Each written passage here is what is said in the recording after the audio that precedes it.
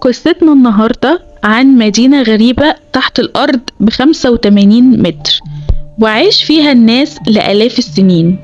وفي شائعات كتير على إن اللي بناها مش البشر، وإن الجن هما اللي بنوها. أهلا بيكم في فيديو جديد وانتوا بتشوفوا تقارير دنيا.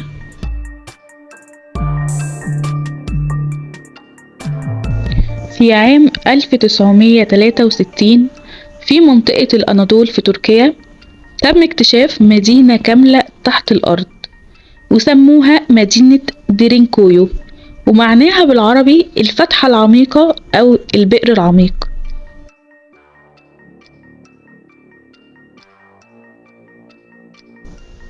ديرينكويو هي أول مدينة ذات تصميم داخلي معقد، يسع 20,000 شخص، وعمقها 85 متر تحت سطح الأرض. ولحد دلوقتي ما اكتشفوش منها غير 50 متر فقط. المدينة بتتكون من 13 طابق تحت سطح الأرض، لكن 8 طبقات منها بس هما اللي ممكن زيارتهم ورؤيتهم، والطبقات التانية تم حفظها ومنع زيارتها عشان العلماء يتفرغوا لدراستها جيدا.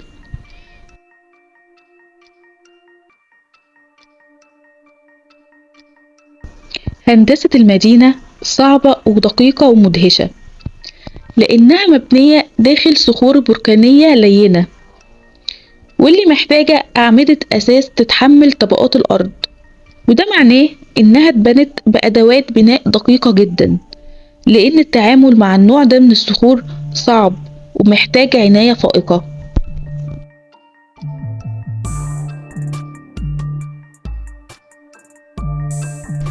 المدينة مجهزة تجهيز كامل للرجال والنساء والأطفال وحتى الحيوانات والماشية، وفيها فتحات تهوية بتسهل دخول الهواء النقي للطبقات السفلية من المدينة بنظام تهوية معقد. وتم توزيع أكتر من 15,000 فتحة في جميع أنحاء المدينة لضمان وصول الهواء النقي لكل الطبقات.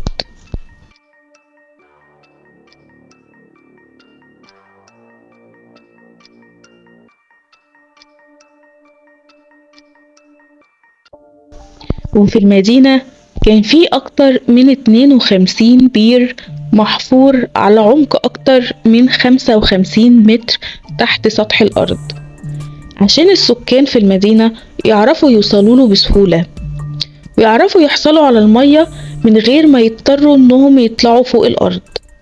وكمان كانوا صانعين نهر بيمر في جميع أنحاء المدينة.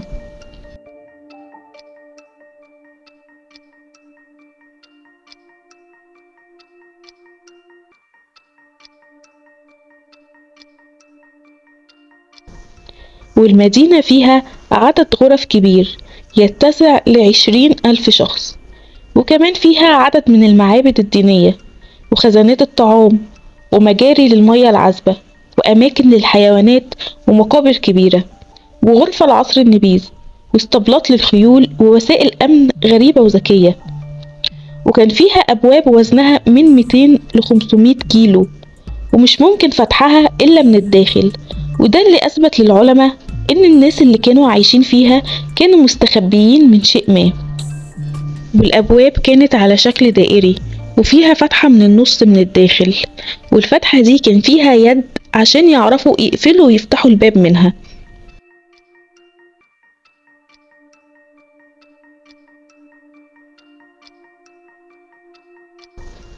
تم تصميم كل مستوى من مستويات المدينة بعناية فائقة لاستخدامات محددة، يعني تم حفظ الماشية في اسطبلات أقرب إلى السطح عشان تقلل الريحة والغازات السامة اللي بتنتجها الماشية، مع توفير طبقة من العزل لتدفئة المكان في الشهور الباردة.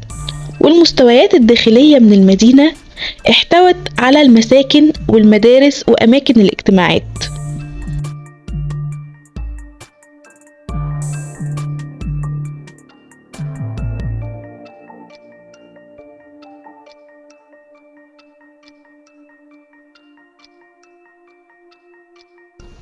في الطابق الخامس من المدينة هتلاقي واحدة من أجمل الكنائس الموجودة في العالم، مطبوع على جدرانها صور كتير من الأيقونات اللي موجودة في الإنجيل، وده اللي خلى العلماء يستنتجوا إن تم بناء الكنيسة دي في عهد الإمبراطورية الرومانية، لما احتموا المسيحيين بداخلها وقتها من الاضطهاد بتاع الدولة الرومانية ليهم.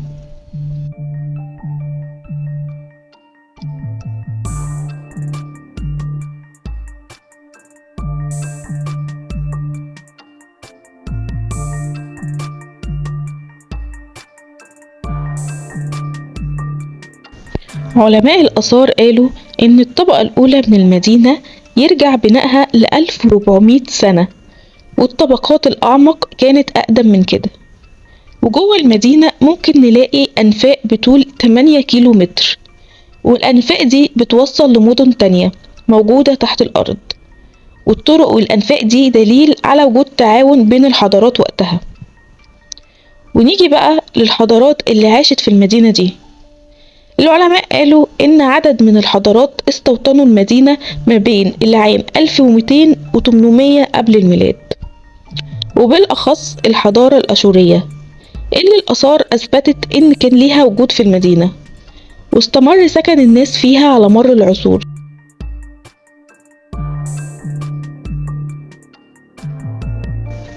وكان من المحتمل إن المدينة في الأصل تم بنائها لتخزين البضائع، لكن كان الغرض الأساسي منها إنها تكون ملاذ مؤقت من الغزاة الأجانب بسبب دخول كتير من الإمبراطوريات المهيمنة للمنطقة على مر القرون. وتضخم عدد السكان في المدينة في العصر البيزنطي، ووصل ل20,000 شخص عايشين تحت الأرض. ويقال إن السكان تركوها في عام 1923 لما تم إجلاء اليونانيين من المنطقة بعد أكتر من 2000 سنة من بناء المدينة، وصارت المدينة خالية تماما من السكان اللي ما سابوش فيها غير بعض من متاعهم وأساسهم ورحلوا.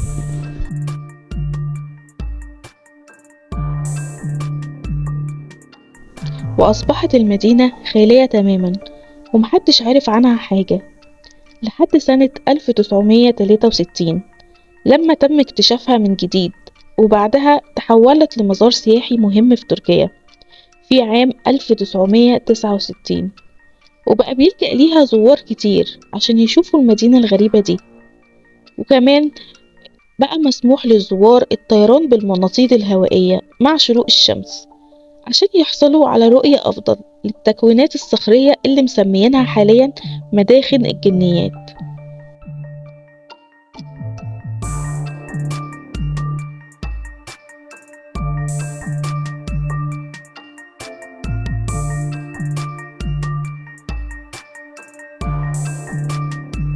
وده يرجعنا لسبب تسمية المدينة بمدينة الجن. في علماء قالوا إن اللي بنى المدينة دي هم شعب الأناضول القديم بين القرنين ال15 وال16 قبل الميلاد، ولكن علماء تانيين قالوا إن استحالة المدينة دي تكون من بناء البشر لأسباب كتيرة. أول حاجة إن البناء دقيق جدا وتم استخدام صخور بركانية لينة، ودي استحالة التعامل معاها، ده بسبب عدم وجود التكنولوجيا والأدوات اللازمة. وتاني حاجة إن التصميم الهندسي الداخلي دقيق جدا ومتقن، وده عكس باقي المدن في الوقت ده، وإن ما حصلش فيها أي انهيار أو انسداد وقت بنائها. وحتى لو كان في تكنولوجيا العصر الحديث كانت هتفضل مستحيلة إنها تتبنى في الصخور دي. تالت حاجة إن السكان اللي موجودين حاليا في المنطقة اللي تم فيها بناء المدينة بيقولوا إن اللي بناها الجن، وحتى اللي سكنوها برضو الجن، وسابوها لما سطح الأرض تم بناؤه وتعميره من البشر.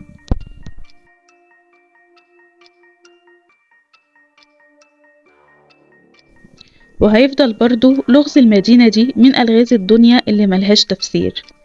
وانتوا قولوا رأيكم في الكومنت، شايفين ان فعلا ممكن الجن يكون هو اللي بناها ولا ممكن تكون من بناء البشر؟ دلوقتي هسيبكم مع فيديو بيعرض فيه المدينة، ولو عجبكم الفيديو ما تنسوش تحطوا لايك وتعملوا كومنت لطيف زيكم، واشتراك عشان تشوفوا باقي ألغاز الدنيا في تقارير دنيا.